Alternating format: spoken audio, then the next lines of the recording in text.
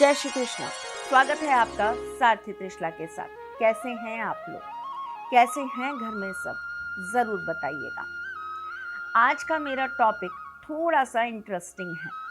जैसे कि मैंने टाइटल में डाला है, जिसका कोई नहीं होता उसका तो खुदा होता है यारों, ऐसा कहा जाता है। जिसकी कोई नहीं सुनता उसकी ईश्वर सुनता है। जिसके आगे पीछे कोई नहीं होता उसके लिए ईश्वर का दरवाज़ा हमेशा खुला होता है। लेकिन मैंने टाइटल क्या डाला है, जिसके पास कोई नहीं होता उसका कौन होता है। बड़ा इंटरेस्टिंग है भाई। आपने तो मान लिया कि आपके पास जब कोई नहीं है तो ईश्वर है। आपने मान लिया जब आपका कोई सहारा नहीं है तो आपके पास प्रभु का सहारा है। लेकिन कई कई बार आपके साथ इसके अलावा भी बहुत कुछ होता है जो आपका साथ देता है। और ये साथ कौन कौन सी चीज़ें आपका देती हैं जब आपके पास कोई नहीं होता, ये बताने आज मैं आपके साथ आई हूँ। मैं कौन हूँ जो आपको ये सारी बातें बताती हूँ? मैं कौन हूँ जो आपके जीवन में कुछ अच्छा हो जाए इसकी मनोकामना लेकर रोज कुछ नया लेकर आपके सामने आ जाती हूँ? मैं कौन हूँ जो आपके जीवन को नित्य नियम से सही करने के लिए, चाहे आप माने चाहे आप नहीं माने, अच्छी अच्छी जानकारियाँ देती रहती हूँ? मैं कौन हूँ? मैं आपके एस्ट्रोलॉजर हूँ, वास्तुशास्त्री हूँ, चेहरा भी पढ़ती हूँ, आवाज़ भी पढ़ती हूँ और हाथों की लकीरें भी पढ़ लेती हूँ। लेकिन आपकी सारथी हूँ मेरी जान। और इसीलिए आपके जीवन को सार्थक बनाने के लिए रोज नित्य नियम से कुछ ऐसा लाने का प्रयास करती हूँ जिससे आपका जीवन सुधर जाए।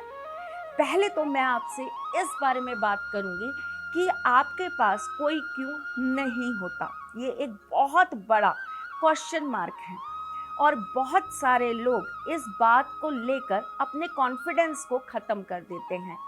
इसी वजह से बहुत सारे लोग अपने मन में दुखी भी रहते हैं कि उसके पास तो उसकी मदर का साथ है, उसके पास फादर का साथ है, उसके पास ब्रदर का साथ है, उसके पास उसका पति है, उसके पास उसके दोस्त हैं, मेरे पास तो कोई नहीं है। मेरी जब जब मुश्किल की घड़ी आई है मेरे साथ कोई खड़ा नहीं हुआ है। मैंने अपने जीवन का संघर्ष अकेले करा है। मैंने अपने जीवन में हर एक चीज़ को अकेले ही पार करने की कोशिश करी है। मेरा हाथ किसी ने नहीं पकड़ा। हाँ, इस वक्त के लिए बड़े बुजुर्गों ने ये कहावत ज़रूर बनाई थी कि जब किसी के पास कोई नहीं होता तो उसके पास ईश्वर होते हैं। ईश्वर का मतलब क्या? आपकी अंतर आत्मा का सीधा कनेक्शन परमात्मा के साथ। मतलब ये वो वक्त होता है जब आपके पास कोई नहीं होता लेकिन आपकी आत्मा होती है और आपकी आत्मा में ज्ञान होता है। और ये ज्ञान आपके अच्छे और बुरे कर्मों के कारण आपको प्राप्त होता रहता है। जब कोई नहीं होता ऐसा क्यों होता है? जब कुंडली में आपके 5 ग्रह एक्टिव होंगे, राहु, मंगल, शनि, केतु और बुध। जब ये 5 ग्रह आपकी कुंडली के अंदर एक्टिव हो जाएंगे और इन 5 ग्रहों का किसी न किसी तरीके से आपके जीवन पर प्रभाव आने लगेगा, तब आपको सही राह और सही कर्म पकड़ने की ज़रूरत होगी। क्योंकि अगर आप इन ग्रहों के प्रभाव में आ चुके हैं तो ये मान के चलिए कि आने वाले वक्त में आपका परीक्षण होने वाला है और तब आपके साथ कोई नहीं होगा। आप होंगे, आपके अच्छे कर्म होंगे और आपके साथ स्वयं ईश्वर होंगे। यानी कि तब आपकी कुंडली का गुरु एक्टिव हो जाएगा। जब आपके ये ग्रह किसी भी तरीके से दशा, महादशा, अंतरदशा या किसी और रूप में आपकी कुंडली पर प्रभाव डालते हैं, तब ये आपके कर्मों को काउंट करना चालू करते हैं। क्यों? क्योंकि ये आपकी प्रवृत्ति को क्या कर देते हैं? उल्टा। कैसे? राहु का प्रभाव आएगा, आप गलत संगति की तरफ जाओगे, आप गलत कर्म की तरफ जाओगे, आपकी सोच विपरीत हो जाएगी, आप पूजा पाठ से मन हटाने लगोगे। आपको क्या अच्छा लगने लगेगा? ग्लैमर। आपको क्या अच्छा लगने लगेगा? नशा। आपको कैसे दोस्त अच्छे लगने लगेंगे, जो आपके साथ किसी भी तरह का हंसी मजाक करें, दारू पिएं, सिगरेट पिएं, आपको गलत रास्ते पर ले जाएं, जुआ खेलें, ऐसे दोस्त आपको पसंद आने लगेंगे। और वो दोस्त जो आपको सही गाइडेंस दे रहे होंगे, जो आपको सही राह बता रहे होंगे, जो आपकी छोटी छोटी गलतियों को गिनाकर आपको सुधारना चाह रहे होंगे, आप सबसे पहले उन्हें ही अपने जीवन से हटा दोगे। जैसे कि मंगल मंगल जब भी आपकी कुंडली में दशा, महादशा, अंतरदशा में आ जाता है, ऐसा व्यक्ति कैसा हो जाता है? बहुत जिद्दी हो जाता है, बहुत क्रोधी हो जाता है, हर बात पर लोगों को कुछ भी बोलना आरंभ कर देता है। इसका क्रोध, इनकी जिद इनके जीवन से अच्छे लोगों को इनकी संगति से दूर कर देती हैं। इसी तरह हर ग्रह का प्रभाव आता है और यही समय होता है जब हमें अपने सत्कर्मों को बढ़ा देना चाहिए और ईश्वर को अपने और ज़्यादा समीप लाना चाहिए। जब जब यह हर इंडिविजुअल इंसान के लिए है, ये आप इसलिए मत सुनिए कि आप अपने बेटे के ऊपर अप्लाई करेंगे, या आप इसलिए मत सुनिए कि आप अपने पति के साथ को रिलेट करेंगे। नहीं, इसको आप हर किसी को सुनाइए जो इन चीज़ों से स्वयं सफर्ड कर रहा है आज की डेट में। अगर उनके जीवन में वो इस तरह का बर्ताव कर रहे हैं तो उन्हें सुनाइए कि आपके ग्रह आपको ये करवा रहे हैं, इसलिए आपको इसके विपरीत काम करना चालू कर देना है। मतलब ग्रहों को आपको चकमा देना चालू कर देना है। जब आप सत्कर्म करते हो, कैसे सत्कर्म होते हैं? सुबह जल्दी उठना, आलस त्याग देना, ज़्यादा से ज़्यादा दान पुण्य करना, सही राह पर चलना, हमें यही सिखाया जाता है। हमारी किताबें, हमारे शास्त्र, कोई भी धर्म उठा लीजिए आप, कोई भी धर्म की कोई भी सात्विक किताब उठा लीजिए, कोई भी पुराण उठा लीजिए, उसके अंदर आपको यही सब करना सिखाया जाता है। आपके अंदर की इंसानियत को जगाने की बात की जाती है, आपके अंदर के इंसान को जागने के लिए बार बार प्रेरित किया जाता है, यानी कि आपके गुरु ग्रह को एक्टिव करने के लिए कहा जाता है। जब आपकी कुंडली के अंदर आपका गुरु एक्टिव होगा ना, तब कोई आपके साथ हो ना हो, तीन चीज़ें हमेशा आपके साथ होंगी।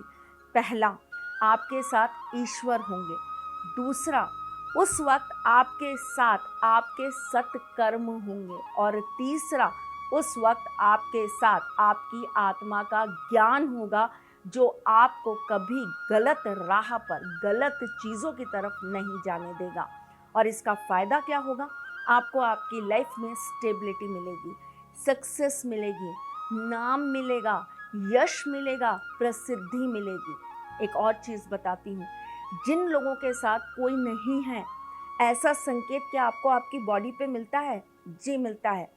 अगर आपकी पीठ पर बहुत पसीना आता है, मतलब आप चाहे भरी एसी के अंदर बैठे हैं, चारों तरफ से एसी चल रहा है और आपकी पीठ पर फिर भी पसीना आता है, आप ज़रा सा भी चल लें, आपको चेहरे पे पसीना नहीं आ रहा, आपके हाथ पसीने में नहीं हो रहे, आपकी गर्दन पर पसीना नहीं है, लेकिन आपकी रीढ़ की हड्डी पर पसीना आता है, पीठ पर पसीना आता है, आप ये मान कर चलिए आपके साथ कोई नहीं होगा, स्वयं आप होंगे। जब आपको ज़रूरत होगी, आप कितना भी किसी से उम्मीदें कर लीजिए, एक दिन आपकी वो उम्मीद ख़त्म होगी और आपके अलावा आपके साथ कोई नहीं होगा। आपके अंदर आपका ज्ञान, आपकी आत्मा, आपका ईश्वर, आपके कर्म वो समाहित होंगे, लेकिन इसके अलावा और कोई नहीं होगा।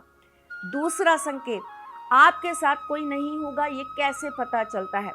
आपकी ये हथेली है ना, जहाँ से आपकी भाग्य रेखा जाती है, आपकी भाग्य रेखा के बिल्कुल पास में जहाँ पर शुक्र पर्वत होता है, यहाँ से हल्का सा ऐसे टेढ़ा कर लीजिए अपने हाथ को और फिर देख लीजिए, यहाँ पर अगर बहुत सारे जाल बने हैं, छोटी छोटी लकीरों के, तो आपके जीवन में, आपके कठिन समय में आपके साथ कोई नहीं होगा आपके अलावा।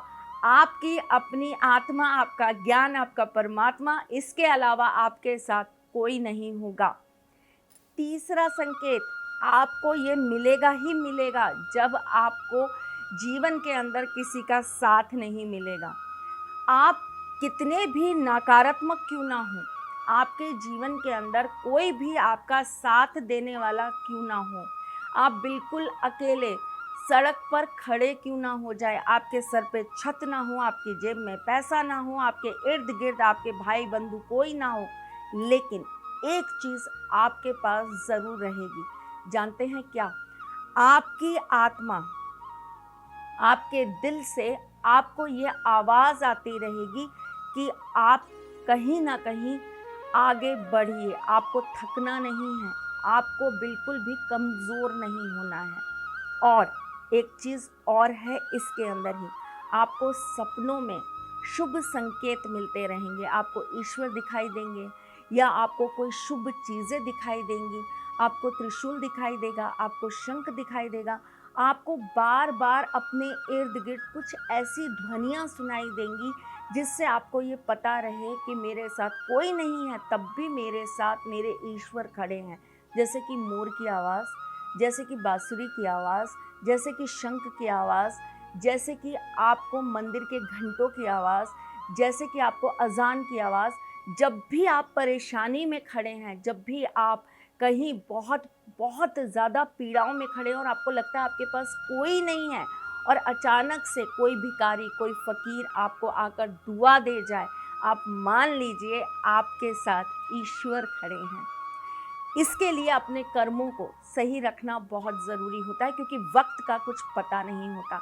आज हम बहुत अच्छे हैं, आज हम बहुत अच्छी से रह रहे हैं, लेकिन कल वक्त क्या होगा हमें मालूम नहीं। इसके लिए हमेशा सद्गुण अपने जीवन में उतार कर रखना चाहिए, आलस का त्याग करना चाहिए, किसी के साथ दुर्व्यवहार नहीं करना चाहिए, किसी को कटु वचन नहीं बोलने चाहिए, किसी का अपमान कभी नहीं करना चाहिए, किसी का मन वचन और कर्म से बुरा नहीं चाहना चाहिए, किसी की चुगली नहीं करनी चाहिए। हमें कभी भी अपने से बड़ों का तिरस्कार नहीं करना चाहिए, गुरुओं का सम्मान करना चाहिए, चाहे वो गुरु कैसे भी हों।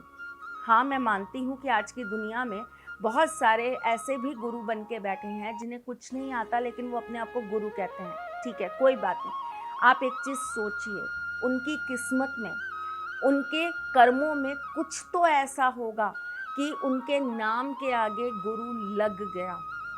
आप उन्हें मानिए मत, ये आपका अपना फैसला है, लेकिन आप उनका अपमान मत करिए ताकि आपकी कुंडली के अंदर वो दोष ना लगे।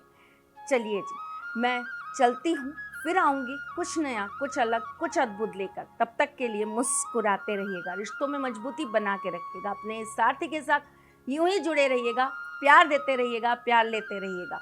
ख्याल रखिएगा अपना और उनका जिनसे आप प्यार करते हैं। हम जल्द आपसे मिलने आएंगे, तब तक के लिए जय श्री कृष्ण। सारथी मां त्रिशला ज्योतिष के क्षेत्र में विश्व विख्यात नाम है। ज्योतिष शास्त्र में पीएचडी मां त्रिशला पिछले 22 वर्षों से ज्योतिष की सभी परंपरागत विधाओं के साथ साथ अनेक दुर्लभ गुण विधाओं जैसे परछाई एवं नव्स के अध्ययन से अपनी सटीक भविष्यवाणी और पूर्वानुमान के लिए विख्यात हैं। अपने उपायों द्वारा लाखों लोगों का जीवन संवार चुकी मां त्रिशला लगातार 2016 से ज्योतिष विभूषण अवार्ड प्राप्त कर रही हैं। साल 2018 में उन्हें उत्तराखंड के मुख्यमंत्री त्रिवेंद्र सिंह रावत ने ज्योतिष विभूषण अवार्ड से सम्मानित किया था और साल 2016 में उन्हें राजस्थान में बेस्ट एस्ट्रोलॉजर के अवार्ड से नवाजा जा चुका है।